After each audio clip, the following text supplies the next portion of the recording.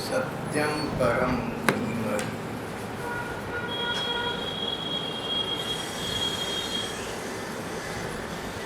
श्रीमद्भागवत की पहले स्कंद के पहले अध्याय का पहला श्लोक एक एक एक अध्याय, स्कंद एक, अध्याय एक, श्लोक एक। इसमें मुख्य बात कही सत्यम परम धीमहि, परम सत्य को हम नमस्कार करते हैं, परम सत्य का हम ध्यान करते हैं। परम सत्य परमात्मा है। हम श्री भगवान का ध्यान करके उनके रूप का मन की आंखों के सामने चित्र लाकर उन्हें प्रणाम करके इस ग्रंथ का, श्रीमद्भागवत का आरंभ करते हैं। कार्य करने से पहले भगवान का स्मरण कर लेना, भगवान का स्मरण करना, उनके रूप का मन की आंखों से ध्यान करके, भावनाओं से भगवान के किसी चित्र का, किसी रूप का ध्यान करना, उनको प्रणाम करना, उनको नमन करना। उनकी कृपा से हम इस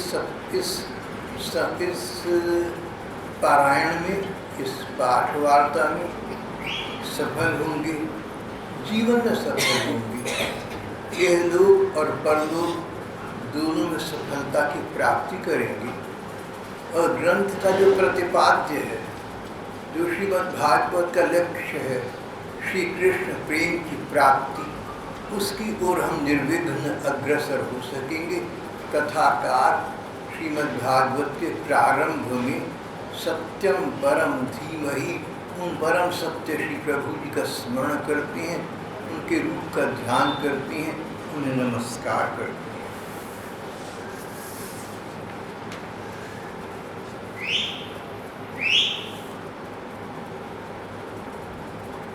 एक बार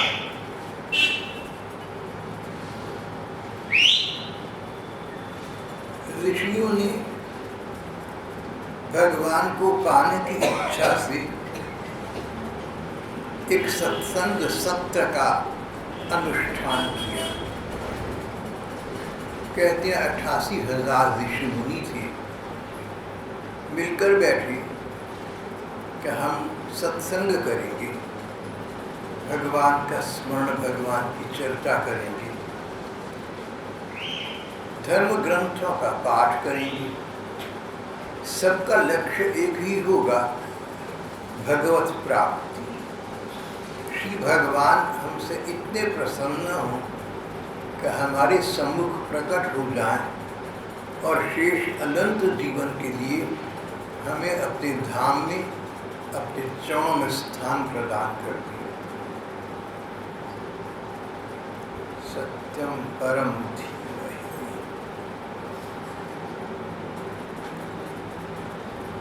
तो ऋषि मुनियों ने भगवत प्राप्ति की इच्छा मन में रखकर सत्संग आरंभ किया।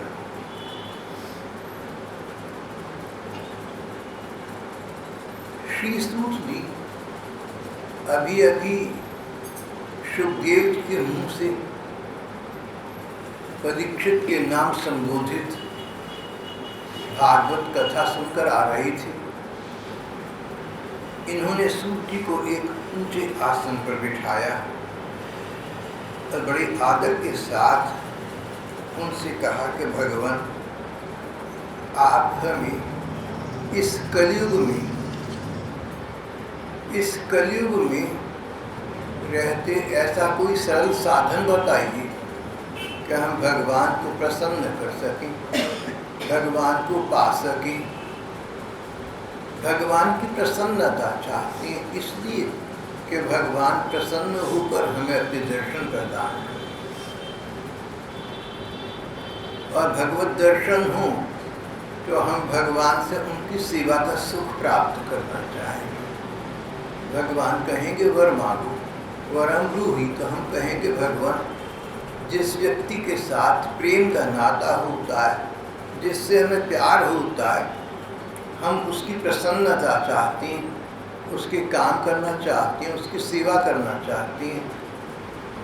भगवान आप हमसे प्रसन्न हैं तो आप अपनी सेवा का हमें अवसर प्रदान कीजिए।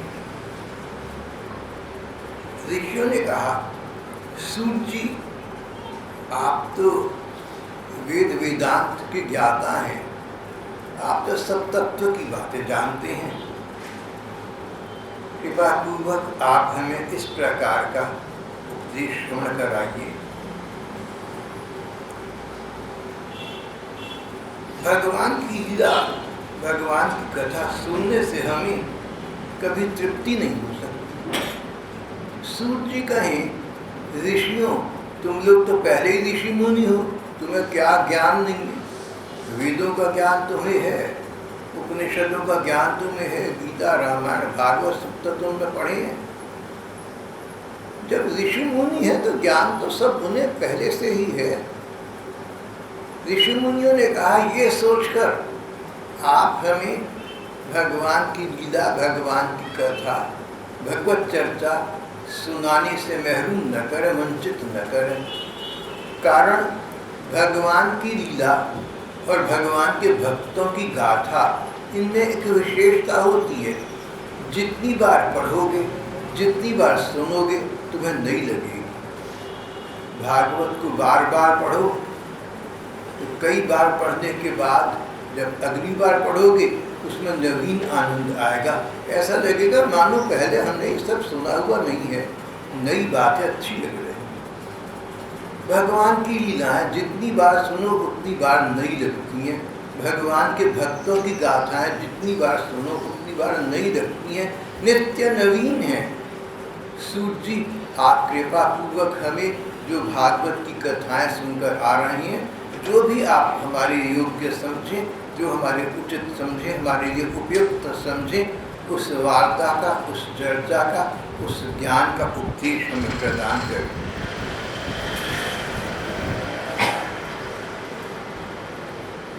अभी कलयुग का आरंभ हो रहा है। कलयुग का आरंभ तो तभी हुआ जब भगवान कृष्ण अवतार लेकर आई थी। 125 वर्ष पृथ्वी पर रही और फिर अपनी लीला का अवसान कर दिया, अपने धाम को चले गए। भगवान का स्वधाम गमन अभी हाल ही की बात है। भगवान के स्वधाम गमन से, भगवान के वापस अपने गोलोक धाम चले जाने से ऐसा लगता है मानो हम खाली हो गए, हमें कोई काम न रहा। कोई प्रियजन पास से दूर चला जाए तो हमें लगता है कि हम खाली हो गए, हमें कुछ काम नहीं। भगवान श्री कृष्ण के स्वधाम गमन करने के पश्चात ये पृथ्वी अपने को शून्य प्रतीत करती है और हमें लगता है कि हमें समय ही समय है। श्री कृष्ण तो चले गए, उनका वपु तो सामने नहीं है, उनका श्री विग्रह तो सामने नहीं है, तो उनकी चर्चा तो सुन सकते हैं, उनकी वार्ता तो कर सकते हैं।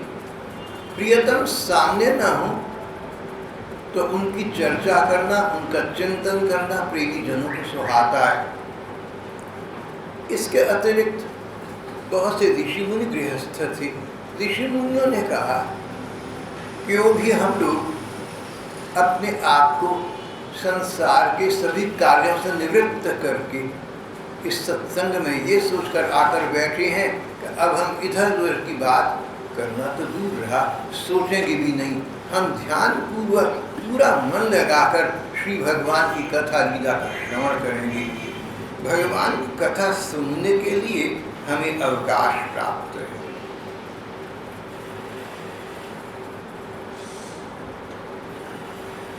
ये बड़ा महत्वपूर्ण वाक्य है। भगवान की कथा श्रवण करने के लिए हमें अवकाश प्राप्त है। हमारे पास बहुत समय है भगवान की लीला कथा सुनने का। प्रायः हम लोग पास फालतू समय हो तो इधर उधर की बातों में लगा देते हैं, कभी राजनीति की बात कर ली, कभी राष्ट्रनीति की बात कर ली, कभी किसी की भलाई बुराई कर ली, कभी मौसम की बात कर ली, किसी से फोन मिला लिया और घंटों बात करते रहे समय कटी के लिए। हम ऋषि मुनि लोग आपकी कथा इसलिए श्रवण करना चाहते हैं कि हम अपने समय का सदुपयोग करना चाहते हैं। लौकिक कर्तव्य और दायित्वों से मुक्त होकर हम आपके चरणों में आकर विराजमान हुए हैं। आप हमें श्री कृष्ण की कथा सुनाइए।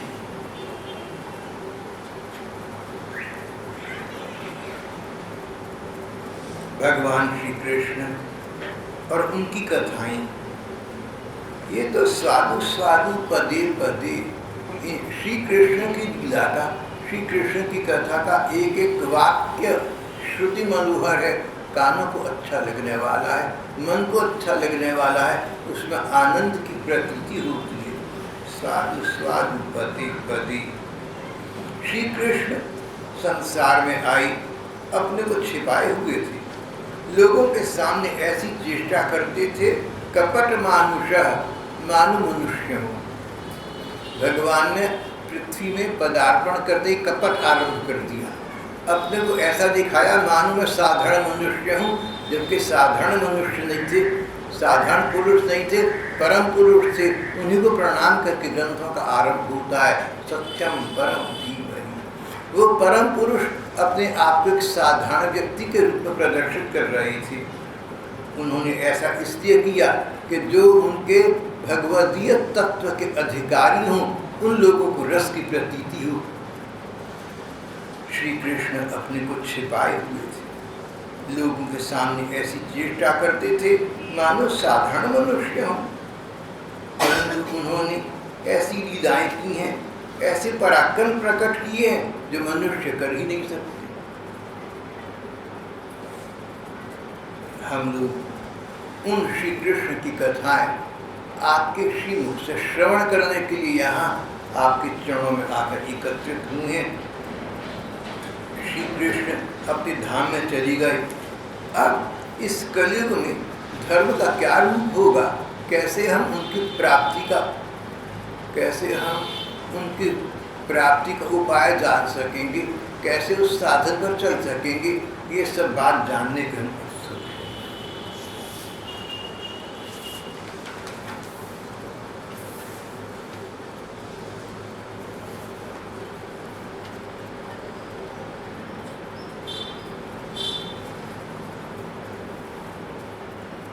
श्री सूत जी ने जो कथा भागवत की सुनी थी, सुखदेव जी के मुंह से सुनी थी, उसी को सुनकर अभी आ रही थी। वो श्रीमद् भागवत की कथा ऋषि मुनियों को सुनानी आरंभ की। जो व्यक्ति श्री भगवान की लीला कथा श्रवण करता है, उसको ही बहुत कुछ प्राप्त हो जाता है। इस जन्म में मानसिक शांति प्राप्त होती है, परलोक में सद्गति प्राप्त होती है और पात्रता के अनुकूल स्वयं भगवान की अपनी प्राप्ति हो जाती है।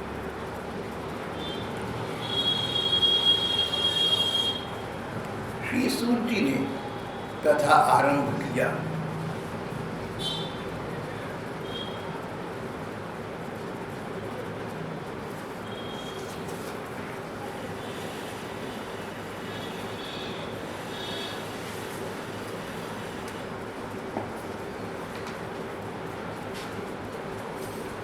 सूत जी ने कहा, ऋषियों, व्यास जी ने सब ग्रंथों की रचना की, पर मन तृप्त न हुआ, संतुष्ट न हुआ। नारद जी से पूछा तो नारद जी ने कहा कि आपने भगवान की लीला कथा का श्री कृष्ण में लगने का कोई सुस्पष्ट साधन वेद उपनिषद पुराणों में नहीं बताया। आप थोड़े से शब्दों में किसी एक ग्रंथ में भगवान की लीला कथा में रस उत्पन्न हो, इस प्रकार की कथाओं का निरूपण करिए। नारद जी ने ऐसा कहा। नारद जी ने व्यास जी से कहा कि व्यास जी, आप तो त्रिकालज्ञ हैं, आप तो सर्वज्ञ हैं, आप तो सब जानते हैं, मेरी अपनी कहानी। नारद जी ने कहा, मेरी अपनी कथा यही है। पिछले कल्पभूमि में एक निर्धन विधवा ब्राह्मणी का बेटा था। ये निर्धन ब्राह्मणी बेचारी एक ब्राह्मण के यहाँ छोटे मोटे काम किया करती थी, दासी थी, सेविका थी। मैं इस दासी का बेटा था।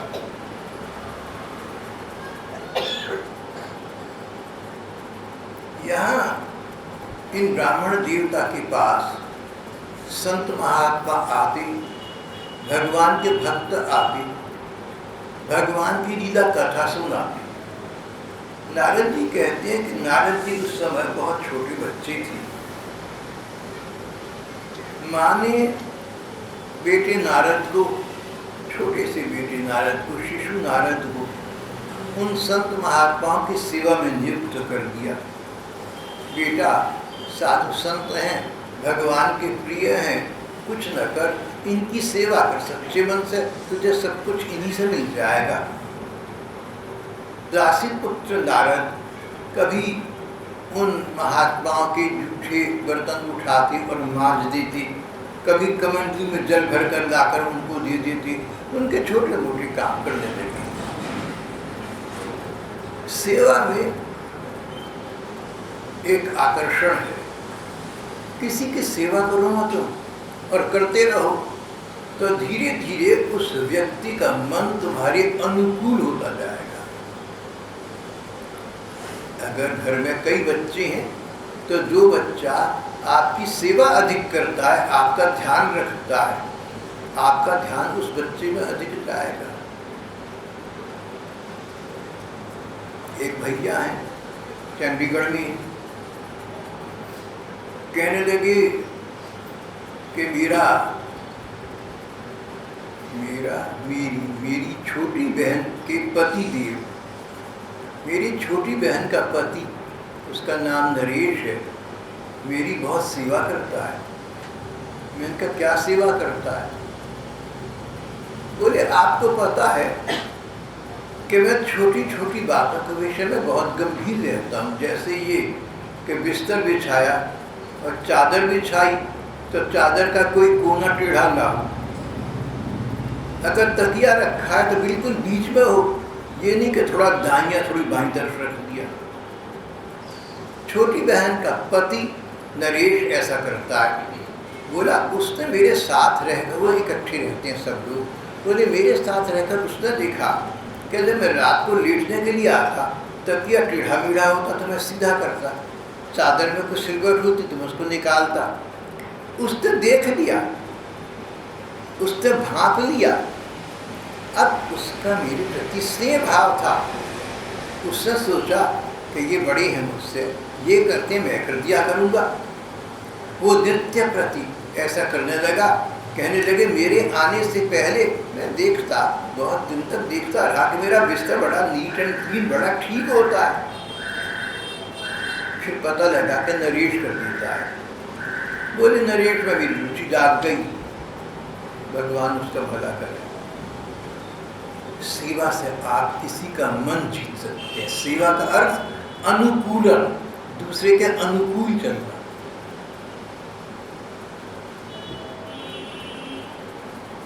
जैसा किसी को अच्छा लगे तो वैसा करो, तो धीरे धीरे वो व्यक्ति तुमसे आकृष्ट होता जाएगा, तुमसे प्रभावित होता जाएगा, तुम्हारे विषय में सोचना आरंभ कर देगा।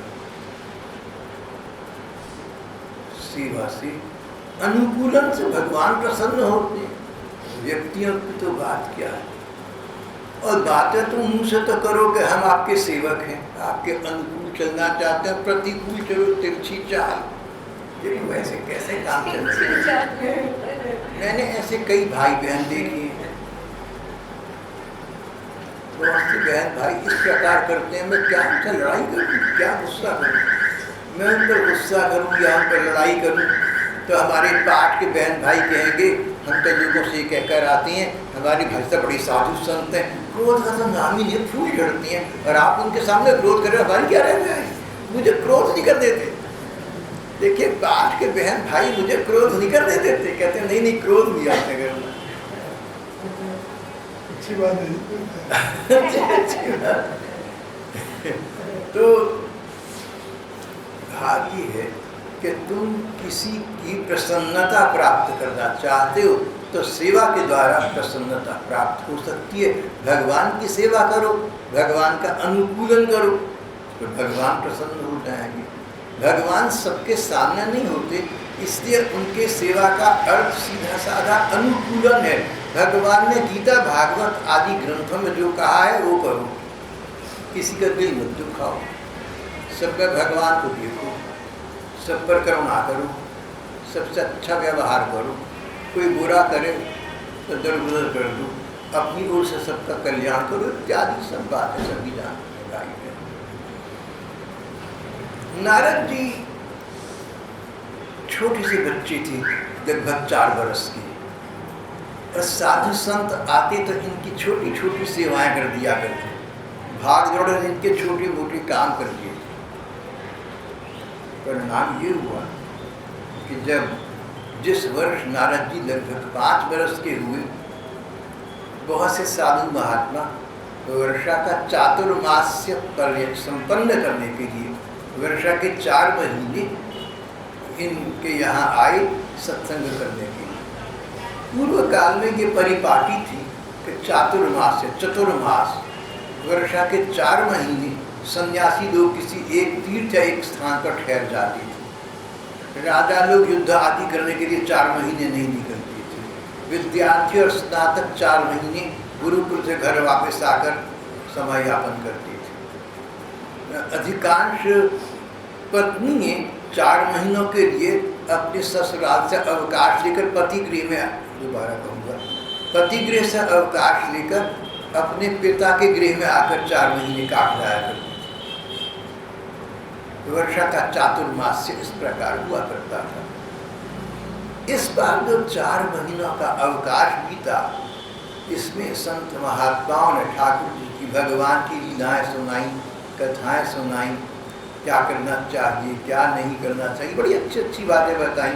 और ये देखा कि माँ की अपेक्षा, दासी की अपेक्षा, दासी का पुत्र छोटा सा बच्चा नारद बहुत ध्यान से कथा सुनता है, खेल कूद में नहीं भाग लेता था।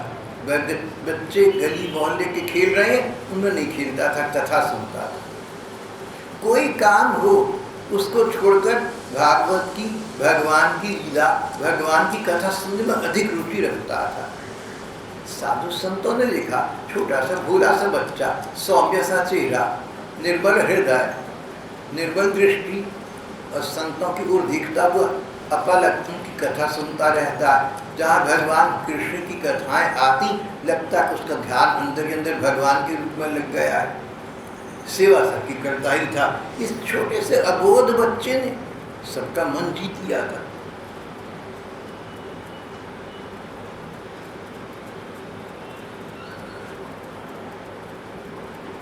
उन्होंने देखा ये बच्चा किसी प्रकार की चंचलता नहीं करता। चंचलता करना, सत्संग में बैठना है तो समय पर आता है, ऐसा नहीं कि 5 मिनट लेट हो जाएंगे चलो कोई बात नहीं। सत्संग में जाना, किसी समाज में जाना, देर से जाना, इस विषय में 2 बातें आती हैं। पहली बात तो ये, बेटर लेट देन नेवर, न जाओ इससे अच्छा कि आ जाओ। लेकिन दूसरी बात यह है, कम से कम सत्संग के विषय में आपसे कहूँगा, सत्संग में देर से तभी आना जब अगर तुम देर से न आओ तो आ सकोगे भी नहीं, कुछ ऐसी लाचारी है, कोई मजबूरी है। और नहीं तो जहाँ तक हो सके सत्संग में 2 मिनट पहले आकर अपने आसन को ग्रहण करो। ऐसा ना हो कि आप देर से आए, आपको तो आदत है देर से आने, तो आप देर से आते तो आपको संकोच नहीं होता, आप कोई विचार नहीं आता कि लोग देखेंगे, लोगों को विक्षेप होगा, लोग डिस्टर्ब होंगे। आप तो आदत जानते थे ना, नशे की भी आदत, सिगरेट बीड़ी की भी आदत है, पूरी आदतें बड़ी जल्दी पड़ जाती है। और शायद मैं प्रसंग भेद कर रहा हूँ आपके सामने। इस विषय में एक अपनी कथा सुना देता हूँ। श्री सनातन धर्म सभा मायरान जी, जिसके शायद अधिकारी हैं, इन लोगों ने 10-12 वर्ष शायद हो गए, मुझसे कहा कि भागवत का सप्ताह आप हमारी मंदिर में कर दो। तो जैसे भी हुआ, श्रीमद् भागवत की कथा का सप्ताह मैंने मंदिर में किया। सभा वालों को लगा, लोगों को लगा कि बड़ा सफल सप्ताह है। तो अच्छा लगा ये सोचकर।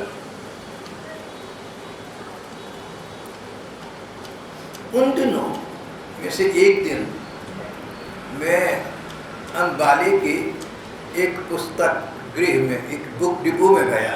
मैं वहाँ बचपन से जाता रहा हूँ, चला जाता हूँ, पुस्तकें देखी, पढ़ी, उन लोगों से मेरी वाकियत मित्रता भी हो गई, मेरा कुछ मान भी रखते हैं।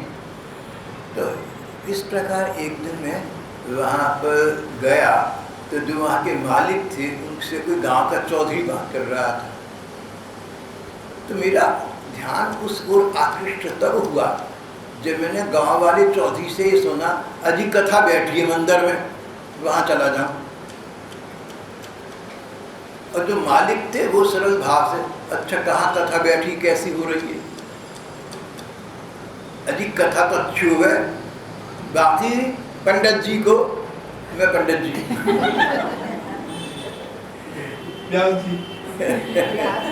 मतलब उनका वक्ता, कथा करने वाली को। तो गांव के लोग सीधी बोली जानते हैं, जो कथा करे पंडित है। देखो जी, कथा अच्छी बात है, बाकी पंडित जी को एक आदत लत पड़ी हुई, वो मेरे कान लग गई। तारीफें तो मैंने अपनी बहुत सुनी है, लेकिन आज कुछ पता लगेगा असलियत क्या है। कहने के देखो जी, गांव से जावे कथा सुनने, हम 8 बजे कथा शुरू करें, तो 8 बजे की कथा 8 बजे शुरू करें। ये नहीं सोचते समझते गांव से आदमी आ रहे, देर सवेर से भी आएगा, कोई काम भी हो सके, अरे 15 मिनट आधा घंटा इंतजार भी करके देखे। पंडित जी इंतजार नहीं करता, पंडित जी इंतजार नहीं करता, वक्त के मारे हुए हैं, वक्त के मारे हुए हैं। हाँ, वक्त का मारा पंडित कथा करके भाग नहीं करे। और देखो ये वक्त भी खत्म पे करे, ये नहीं कि थोड़ी देर से कर देंगे ना, खत्म करे वक्त। तो वो जो भैया थे गांव के, कुछ चौधरी सरपंच जो भी थे, तो उनका दृष्टिकोण ये था कि ऐसा पंडित नहीं चाहिए, जो पंडित ऐसा चाहिए कि 8 से 11 की कथा का समय तो 8 के बजाय 11:30 तक शुरू कर दे, और 8 के बजाय 8:30 तक शुरू कर दे, और 11 करनी है तो 11:30 तक कर दे। मगर एक मैं बात आपसे अलग से और भी कहूँगा। जिन दिनों कथा चल रही थी, मुझे सभा ही के कुछ सदस्यों ने कहा कि आपकी कथा में हमें एक बड़ा लाभ है, 7:30 कथा समाप्त करनी होती है, तो हमने जहाँ जाना है हम 7:40 का समय देती हैं, हमें पता है कि 7:30 बजे कथा समाप्त होगी ही। तो सब प्रकार के लोग हैं, जैसी जिसकी समझ है। मगर मुझे ये घटना कि वक्त का हमारा पंडित समझता नहीं बात, और अपने बारे में पंडित सुनकर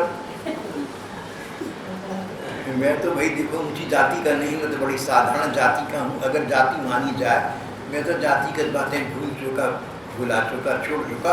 अगर माना जाए तो मेरा जन्म जिन माता से पिता से हुआ वो बहुत सुशिक्षित और विद्वान जन थे, लेकिन जाति की बात करें तो हम तो साधारण जाति के लोग हैं, पंडित कहाँ से हो।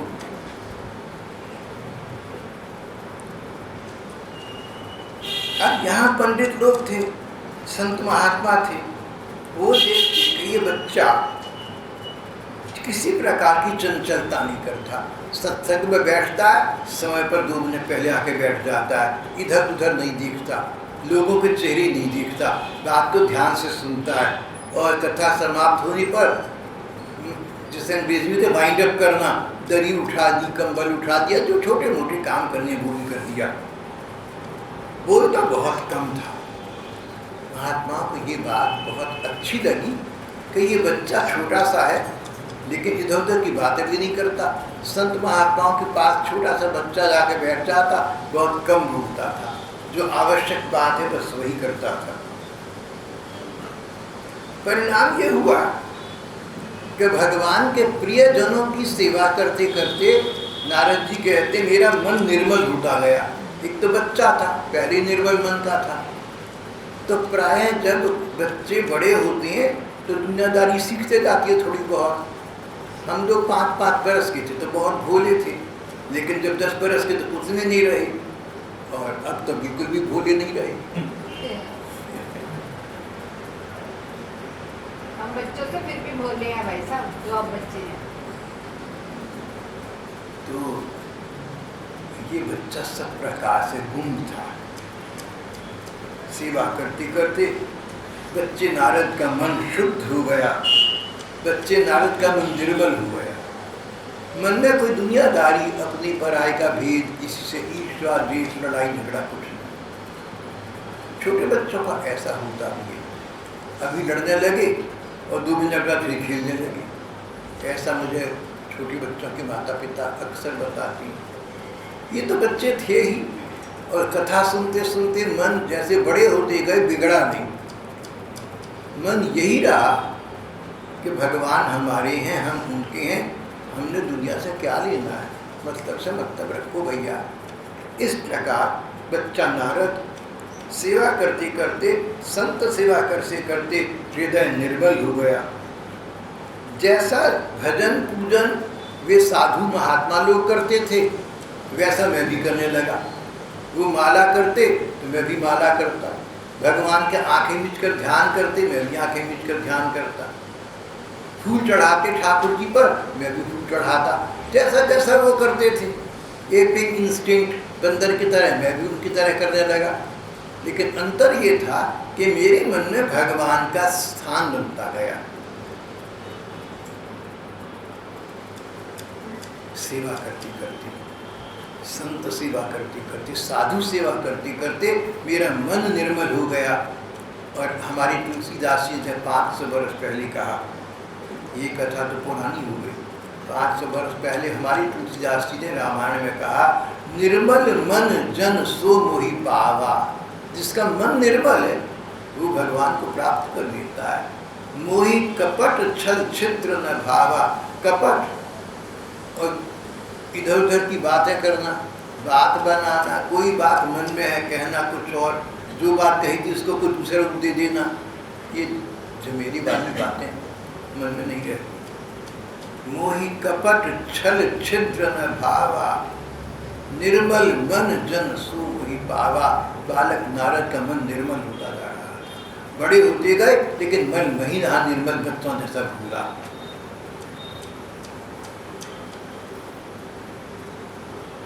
मैं प्रतिदिन श्री कृष्ण की मनोरम कथाएं सुनता, श्रद्धापूर्वक एक एक पद श्रवण करते करते श्री भगवान ने मेरी रुचि सक्रिय हो गई। अब तो मुझे बहुत ही अच्छा लगने लगा। जब भगवान में मेरी रुचि हो गई तो मैं संत महात्माओं के जाने के बाद भी उन भगवान का ध्यान करने बैठ जाता, उनके रूप का जप करता, जो लीलाएं सुनी थी उनका चिंतन करता। मन ही मन न जाने भगवान से क्या क्या वार्तालाप करता।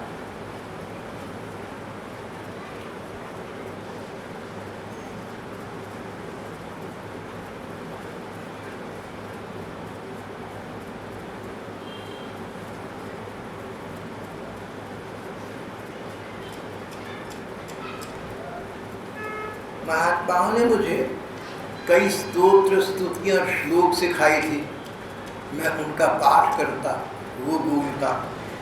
एक श्लोक मैं ज़रूर बोलता था अपने भजन के आरंभ में, नमो भगवते तुभ्यं वासुदेवाय धीमहि प्रद्युम्नाय निरुद्धाय नमः संकर्षणाय च।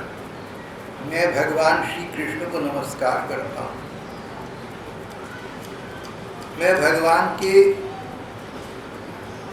बेटे और पोते और बड़े भैया बलराम जी, भगवान के पुत्र प्रद्युम्न को नमस्कार करता हूँ, पोते अनिरुद्ध को नमस्कार करता हूँ, भैया संकर्षण को, बलराम जी को भी नमस्कार करता हूँ। भाव ये है कि जब किसी से तुम्हारा प्यार होता है या तुम प्यार करना चाहो तो जो उसके आसपास वाले हैं उनका भी आदर सम्मान करना। जिसके निजजनों का तुम आदर करोगे, सम्मान करोगे, उस व्यक्ति के हृदय में तुम्हारे प्रति आकर्षण उत्पन्न हो जाएगा। लंबी लंबाई दौड़। प्रेमी वो जो अपने दूसरे प्रेमी के कुत्ते से भी प्यार करते हैं।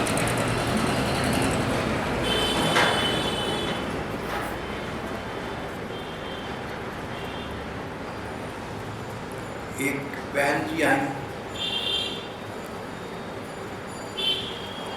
ऐसा लगता था उनकी बात से कि वो काफ़ी विख्यात हैं, बड़ी आदमियों में से हैं। कभी कभी आ जाती थी तो एक बार मुझसे बोली कि मेरा आपसे बहुत प्रेम है, जैसे कि आपको मेरे से प्रेम है।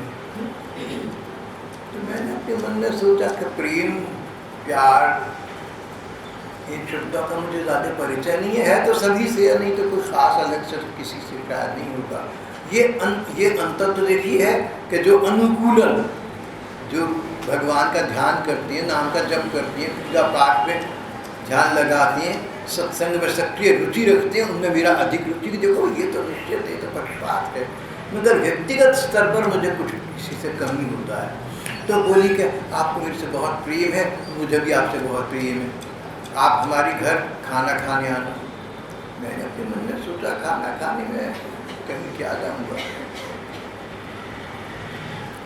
कहने की मेरे घर में एक बहुत गब्बर कुत्ता है, भालू कुत्ता।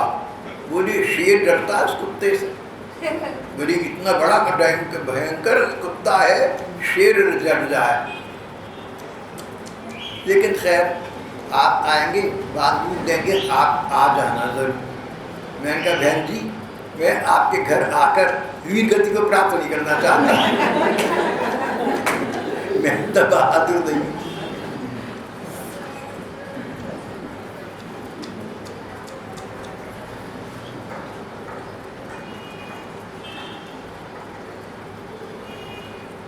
लेकिन ये ज़रूर है कि अगर किसी से हमारा मन मिलता हो तो हम उसके पशु पक्षियों को भी प्यार करते हैं।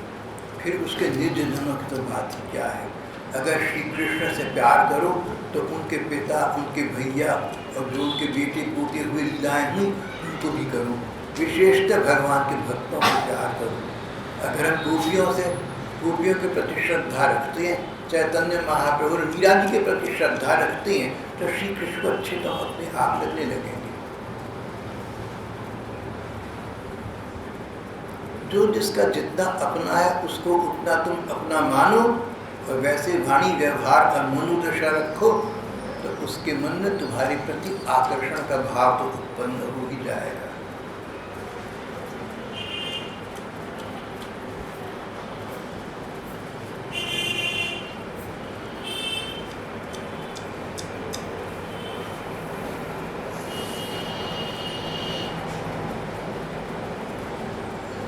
जब वो महात्मा लोग चले गए तो उनके जाने के बाद अकस्मात ऐसा हुआ कि उनकी माँ, वो निर्धन दासी बेचारी, रात के समय एक बार गाय दूहने के लिए अंधेरे में घर से बाहर निकली। सर्वधन से सांप के काटने से उसकी मृत्यु हो गई। नारद जी छोटे बच्चे थे, लेकिन ज्ञान और वैराग्य कथाएं सुनकर प्राप्त कर चुके थे। ज्ञान और वैराग्य संसार के नाते 4 दिन की चांदनी है। संसार के दृष्टि नाते अधिक से अधिक 100 बरस की है। असली नाता भगवान उनके भक्तों से होता है। ज्ञान प्राप्त हो चुका, जब ज्ञान प्राप्त हुआ कि रिश्ते नाते 4 दिन के तो वैराग्य हो गया, फिर इनसे क्यों भगवान से दौड़ लगाओ भैया।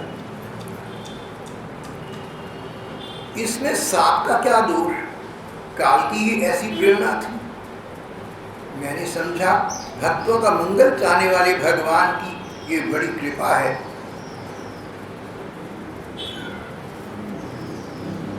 और एक बीहड़ वन में चले गए। वहाँ भयंकर पशु थे, भगवान पर इतना भरोसा था कि डरे नहीं, भगवान का ध्यान करने लगे।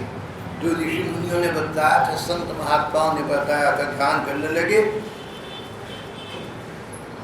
भगवान का ध्यान करते ही भगवान को पाने की उत्कट लालसा से मेरे आंखों में आंसू छलछला आए और धीरे धीरे हृदय में भगवान प्रकट हो गए। मुझे आंखें नीचे लगा कि भगवान मेरे सामने खड़ी हैं। मैं उनके सुंदर रूप पर लुभा गया।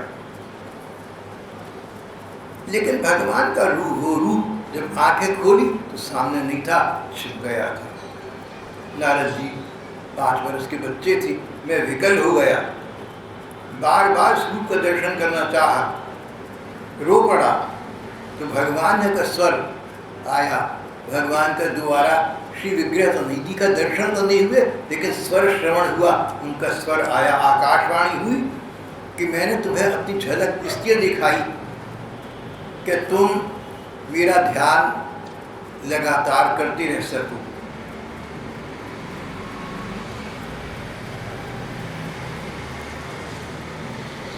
मैंने एक बार तुम्हें अपने रूप की झलक दिखाई है कि तुम्हारे हृदय में मुझे प्राप्त करने की लालसा अधिक जाग जाए। थोड़ी देर संत महात्माओं की सेवा से तुम्हारी रुचि मुझ भगवान में जाग गई और मेरे इस हल्के से दर्शन से अब पूर्ण दर्शन प्राप्त करने की प्यास तुम्हें लग गई। जो मन में होता है तन उसका अनुगामी होता है। आपके मन ने चाहा सत्संग में चले, आपके पाप आपको सत्संग में ले आए। मन और तन अन्योन्य आश्रित हैं। तन मन का अनुगामी है। तुम्हें मैंने अपनी झलक इसलिए दिखाई कि अब तुम मेरे रूप का अनन्य ध्यान कर सको। चिंता मत करो, इस जन्म के बाद अगले जन्म में तुम्हें मेरी प्राप्ति होगी, ये निश्चित है। नारद जी कहती हैं, जब मैंने सुना कि इस जन्म के बाद, तो मैं बड़ी आतुरता के साथ मृत्यु की प्रतीक्षा करने लगा। जल्दी जल्दी मृत्यु आए, अगले जन्म में भगवान से मेरी मृत्यु की प्रतीक्षा। काश के मृत्यु आ जाए। कालम प्रतीक्षा निर्विमदो विमत्सर। तुझे पता हो कि भगवान मिलेंगे। जिस मरने से जग डरे मेरी मन आनंद, कब मरी हो कब पाई हो पूर्ण परमानंद। नारद जी की स्थिति थी। एवं कृष्ण मध्य ब्रह्म, इस प्रकार भगवान की कृपा से नारद जी कहते मेरा हृदय शुद्ध हो गया, संसार जीवन से बिल्कुल निकल गया, मैं श्री कृष्ण का हो गया। और जैसे एकाएक बिजली कौंध जाती, ऐसे ही समय आने पर मेरी मृत्यु हो गई। अगले कल्प में जब नई सृष्टि का आरंभ हुआ तो ब्रह्मा जी नई सृष्टि की। मैं भगवान नारायण के रूप में लीन हो गया था, भगवान में लीन हो चुका था। प्रलय काल में भगवान नारायण होते हैं, विष्णु भगवान, लक्ष्मी जी उनके चरण सेवा करती रहती है। मैं नारायण जी में से नारद होकर बाहर निकला, जिस नारद को आजकल हम लोग सब जानते हैं, जिनको प्रणाम करते हैं। नारद जी कहते हैं व्यास जी, तब से मैं उन्हीं भगवान की कृपा से सारे ब्रह्मांडों बिना रोक टोक विचरण करता हूँ। मेरा जीवन का व्रत है भगवान का स्मरण, ये अखंड रूप से चलता रहता है। भगवान ने मुझे एक वीणा दी थी, वो वीणा लेकर मैं उनकी लीलाओं का स्पर्धान करता हुआ भ्रमण करता हूँ।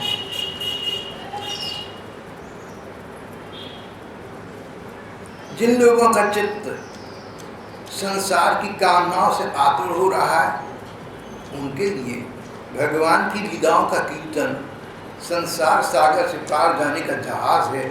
ये मेरा अपना अनुभव है। नारद जी जगह मैं तो अपने अनुभव से कहता हूँ, किताबी ज्ञान से नहीं, अपने अनुभव से कहता हूँ। भगवान की लीलाओं में रुचि रखो तो तुम परम शांति को प्राप्त कर लोगे। सांसारिक कामनाओं की चोट से घायल हुआ मन भगवान कृष्ण के चिंतन स्मरण से जितनी प्रत्यक्ष शांति का अनुभव करता है, वह शांति किसी अन्य मार्ग से नहीं मिलती। व्यास जी, मेरी कहने का भाव ये है, अब आप एक ऐसा ग्रंथ लिखिए जिसमें भगवान की ऐसी लीलाएं हों जिसको पढ़कर लोगों का मन उनमें लगे और फिर वो परम शांति परम सुख को प्राप्त कर सकें। बस मेरा विचार ऐसा है। व्यास जी ने कहा, नारद तुम धन्य हो, मैं यही सोच रहा था। कभी कभी तुम्हारी वीणा देखकर सोचा करता था कि तुम्हारी वीणा के अलावा तुम्हारे पास तो कुछ है ही नहीं। अब पता लगा कि वीणा भी भगवान की दी हुई, इसलिए रखी है तुमने, और वीणा का प्रयोग भी भगवान का गुणगान करने के लिए भगवत प्रदत्त है, और प्रयोग भी भगवान के लिए। इसके अतिरिक्त, इस वीणा के अतिरिक्त नारद जी के पास कुछ है ही नहीं। नारद जी धन्य हैं जो भगवान की गीति को अपनी वीणा पर गा गा कर स्वयं तो आनंदमंद रहते ही हैं, साथ ही साथ इस संसार को भी भगवान के नाम में लगाने का प्रयत्न करते रहते हैं, और जो लोग जग जाते हैं उनको अपने भगवदीय आनंद से आनंदित करते हैं। आज का ये हमारा प्रसंग यहाँ समाप्त हुआ।